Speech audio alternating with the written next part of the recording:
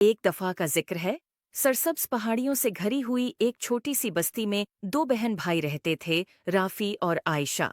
राफी, बड़ा भाई, अपनी चालाकी के लिए मशहूर था, मगर वो अक्सर अपनी चालाकी को शरारतों के लिए इस्तेमाल करता था।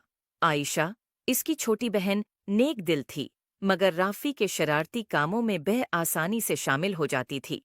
एक दिन दोपहर के वक्त, जब वो अपने घर के बाग में खेल रहे थे, इन्हें एक पुराना, धूल से भरा हुआ संदूक मिला। संदूक के अंदर उन्हें एक चमकदार लकड़ी की छुड़ी मिली जिस पर प्रासरार नक्श व नुगार बने हुए थे। तजस्सुस से भरे हुए वो छुड़ी को अपनी दादी जहरा के पास ले गए। दादी जहरा की आंखें छुड़ी को देखकर पहचान से चमक उठीं। मेरे प्यारे बच्चों, ये एक जादुई छुड़ी है, उन्होंने वजाहत की। ये ख्वाहिशात पूरी कर सकती है, मगर याद रखो, इसे अक्लमंदी और नेकी के साथ इस्तेमाल करना चाहिए। अगर उसे खुद गर्जी या बेवकूफ़ी से इस्तेमाल किया गया तो ये मुश्किलात पैदा कर सकती है। जो दादी जहरा की वार्निंग को नज़रअंदाज करते हुए राफी ने फौरन एक बड़ी मिठाई के ढेर की ख्वाहिश की। अचानक कमरा मिठाइयों, चॉकलेट्स और केकस से भर गया। आयशा खुशी से चला उठी, मगर जल्द ही उन्हें एहसास हुआ कि मिठाइयाँ इतनी ज्यादा हैं कि वो खा नहीं सकते, और पूरा घर एक चपचपी जिंदगी में बदल गया। जिंदगी की परवाह किए बगैर राफी ने दूसरी ख्वाहिश की। इस बार इसने एक सुनहरी साइकिल की ख्वाहिश की।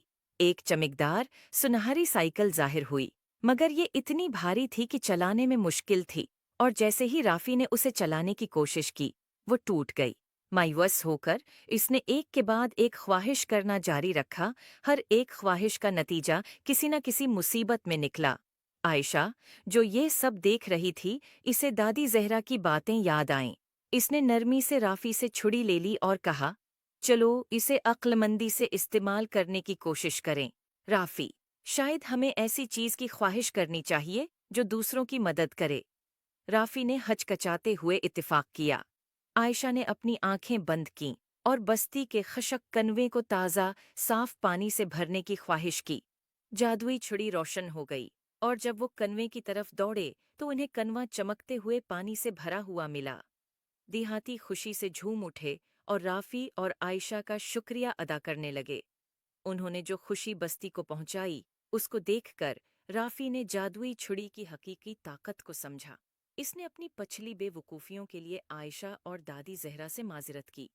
इस दिन के बाद राफी और आयशा ने जादुई छुड़ी को सिर्फ नेक कामों के लिए इस्तेमाल किया, जिससे उनकी बस्ती खुशहाल हो गई।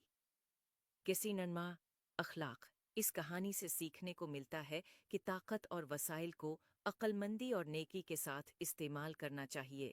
खुद गर्जी या बेवकूफ़ाना अमल मुसीबत ला सकते हैं, मगर जब उन्हें दूसरों की मदद के लिए इस्तेमाल किया जाए तो वो खुशी और खुश